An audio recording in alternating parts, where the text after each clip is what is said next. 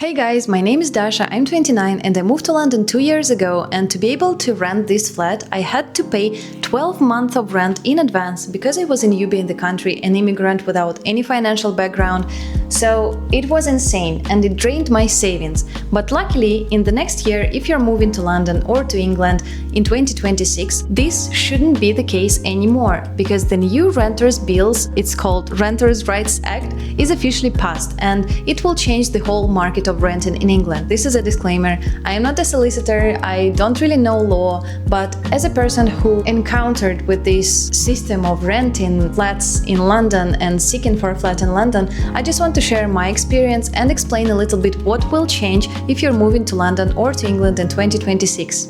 A little bit about me. So I'm Dasha, I'm a marketer and a part-time content creator. I talk about life in London and I've been living here for 2 years already, and it's been my dream to move here. I've been dreaming about this for 5 years since I first came here in 2019 as a Google intern, and it was a really hard goal to achieve. It took me 5 years of hard work to move here, and I moved here with a global talent visa in digital marketing, and I first got rejected and then I got this visa and now I'm here happily ever after leaving. I really love it here, but I can admit that the renting market in London is insane. It's really difficult and it's hard to navigate when you just move here, but it's really worth it. London is really worth it, and if you have a positive mindset, you can find a flat really fast, and I have a video about that, how to find a flat to rent in London in 2 weeks, because this is how long it took me to find a flat to rent in London. And I just want to be helpful here and share my experience of living here, and if you want to follow me on Instagram, I give some more Life London content there, please follow. So now let's talk about this Renters' Rights Act. Just a disclaimer, I'm not a solicitor, but I want to share my experience as a person who has been living here for 2 years already, and just someone who really cares about renters' rights, because I can't afford to buy a flat in London, hopefully yet, but we'll see in 10 years, I don't know, but maybe I won't even buy a flat. I don't know for now. This is a really difficult time to judge if you want to rent or if you want to buy, but I can't afford buying a flat or anything in London, so I'm here to rent, and I just want to give people some hope and some new information if you're moving to London or if you're moving to England. So hopefully this will be some new information and some useful information. So this new Renters' Rights Act has officially passed in the late October. Now it's November when I'm recording this video, 2025, and it will soon change renting across England, and it will give more rights to renters and less rights to the landlords. I don't know, maybe if I were a landlord, of course I would be upset a little bit, but I think renters really deserve more rights because I'm a renter. Yeah, but I mean, if you're a responsible person like me, for example, if you treat the flat well, like I treat it like it's my own, we should really have that a little bit of more freedom and more rights. So this law has passed in October 2025, but it's not in action yet. As I get it, it will be effective starting from mid-2026. So hopefully if you see this video and you want to move to England or to London in March, for example, hopefully, fingers crossed, it will be the case for you and you will not have to pay a lot of money in advance. And yeah, we'll just go quickly through all of the points that I have here about this Renters' Rights Act. So I read the whole thing with my very amateur view, but I consider myself to be quite an intelligent person. So hopefully with the help of ChatGPT and analyze my analytical skills, I will give you top 5 things that I've learned for myself from this Renters' Rights Act. And I will just quickly go through them and explain it a little bit from my point of view with my experience of living here.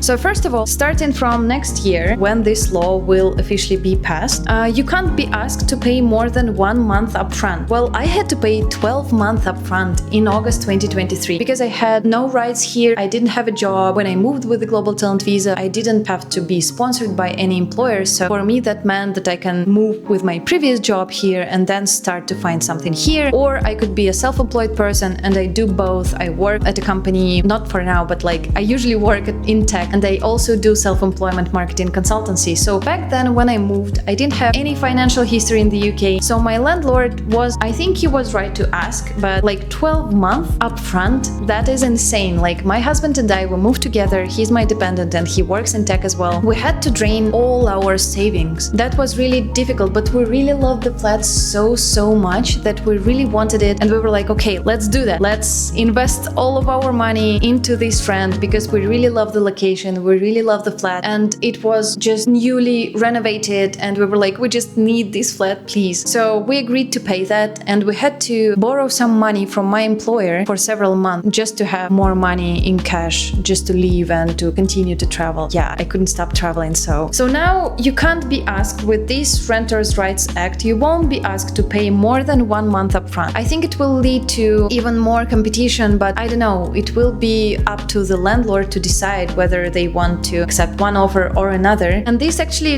drives us to the second point, which I have here, is that you can't bid for the flat. As far as I understand, we used to bid for a flat. For example, if a flat costs 1,000, let's say, of course you can't find a flat for 1,000 for 1k pounds in central London, but let's say a flat costs 1,000 and you propose that you bid with different people. You had 50 viewings and some of the people decided to bid. So sometimes people would bid 1.1 or 1.2, 1,200 pounds, and that's how landlords could also choose who they want, like not only because of their CV or something, their financial background in the UK, but also by price. And there will be no bidding wars anymore with this Renters' Rights Act. I don't know if it's a good thing or a bad one, because if you really want the flat and you want to at least show that you can pay more, why not? Because this is market, but this shouldn't be the case anymore. The third thing is that renters get the right to request a pet. Well, I don't know about this one. Like, I've never had a pet in London in a flat. I've been living in this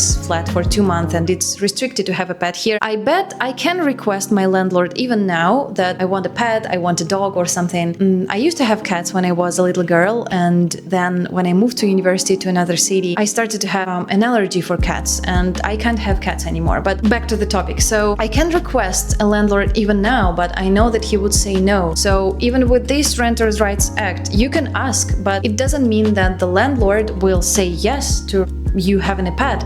So I don't really know, but like, the renters will get the right to request a pet, and I don't know if it goes far or how you can prove it, like that you will be responsible, but yeah, at least we have this right now. Another thing is that rent rises can be challenged through appeal. So for now, for example, our contract says, like my personal contract with this renting flat, is that they can't really raise the amount of monthly rent, because after I paid 1 year upfront, after that we went to monthly payments.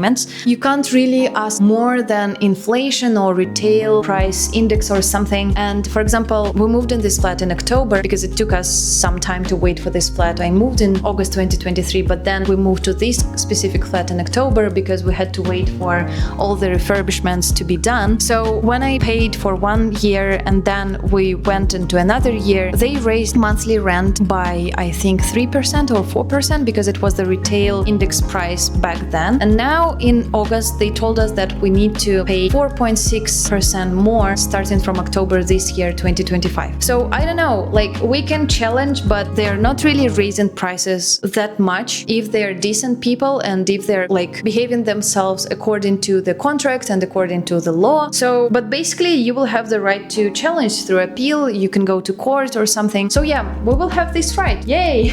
Okay, another one is landlords must register and follow stricter rules. This is a good one because landlords won't be able to avoid taxes.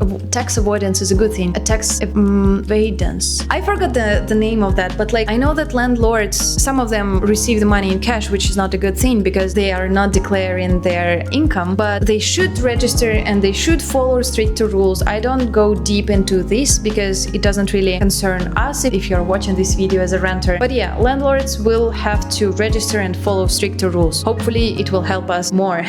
Another thing which is really big for me is no fixed term. So now we have a contract for 2 years and next year we'll have it until October 2026. And from that date we will have to create a new contract, and I don't really know about that one because we won't have a new fixed term contract because there will be no fixed term contracts at all. It will be rolling on a monthly basis as I get it, and that would be nice because I don't want to think about what would happen if I decide to, I don't know, move out, or if the landlord decides something else, I don't know. So this is really useful and helpful to have just a monthly rolling contract. And the last thing is that landlords can't evict you just because your contract ends. They'll need a real reason like selling or moving. I don't really know because I think it works like that already now, and with our flat, like our landlord can only say that if he wants somebody to move in, or I don't know, like his daughter or himself or somebody, I don't know, maybe only in that case he will be able to evict us. But yeah, this will be now in the law that landlords can't really evict us if there is no a big huge reason like selling or moving in by himself. Our landlord is the landlord of the whole building,